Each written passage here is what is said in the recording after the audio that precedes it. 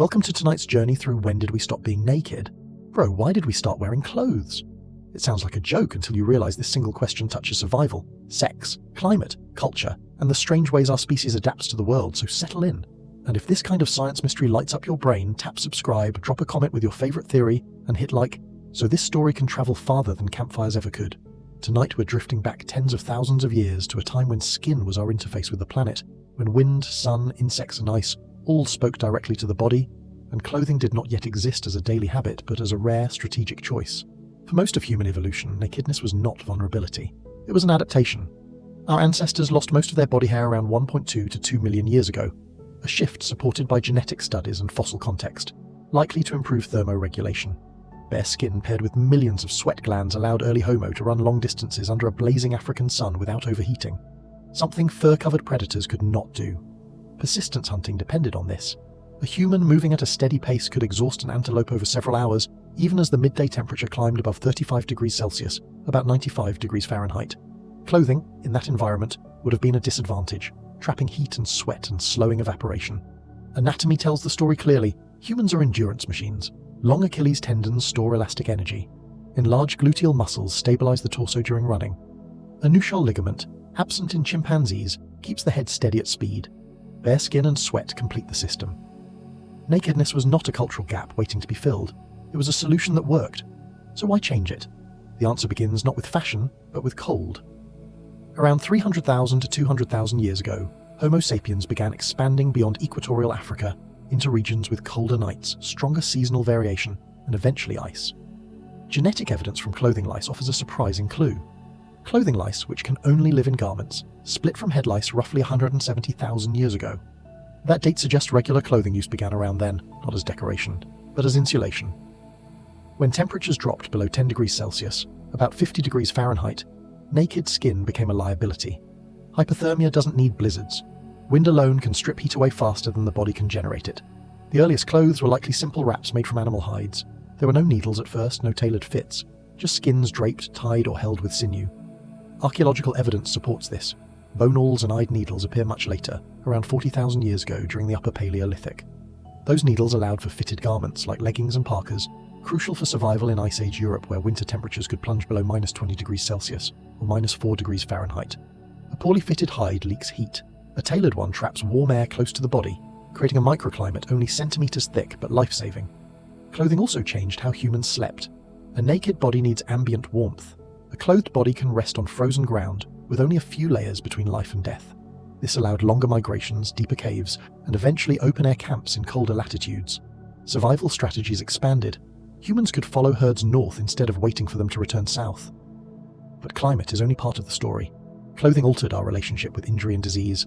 Cuts, scrapes, and insect bites became less frequent. Parasite loads shifted. Some researchers suggest clothing reduced exposure to ultraviolet radiation, which had complex effects on vitamin D synthesis and skin pigmentation. As people moved north and wore more clothing, lighter skin evolved to compensate for reduced UV exposure, allowing sufficient vitamin D production even under fur and fabric. With and without clothing together sculpted human diversity. Then there is the social dimension. Once clothing existed, it could signal information, age, role, skill. A hunter's hide carried different meaning than a child's wrap. Decoration came later, but not much later. Shell beads dating back 75,000 years from Blombos Cave in South Africa suggest symbolic thinking was already flourishing. Clothing became a moving canvas, a way to carry identity across space. Sexual signaling also changed. Naked bodies advertise fertility and health directly. Clothing introduced mystery. Anthropologists debate whether clothing intensified sexual attraction by concealing cues, making their reveal more powerful. Breasts, once a constant visual feature, became selectively visible.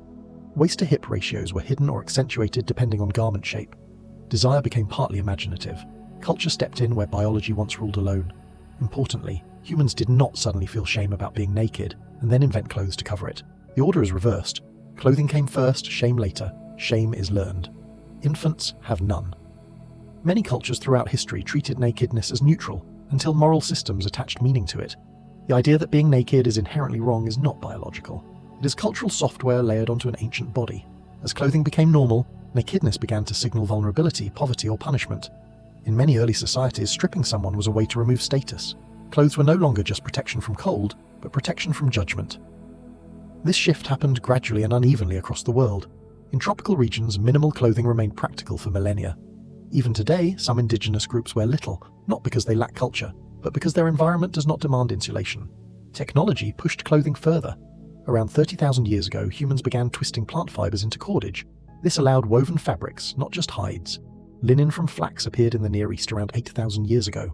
Wool followed with sheep domestication. Cotton cultivation dates back at least 6,000 years in both the Indus Valley and the Americas. Each material changed how clothes felt, breathed, and moved with the body. A wool garment insulates even when wet. Linen cools by wicking moisture. Cotton balances softness and durability. These are not aesthetic choices first. They are engineering solutions. Clothing also reshaped posture and movement over time. Shoes, a form of clothing for the feet, altered bone structure. Fossil evidence suggests humans went mostly barefoot until about 40,000 years ago. After that, toe bones become thinner, indicating less gripping and more cushioning. Modern shoes continue this trend, sometimes at the cost of foot strength.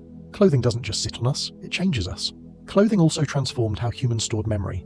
Before writing, garments became archives. A repaired seam marked survival, a patch recalled scarcity. Techniques were passed down not with manuals, but through hands guiding hands.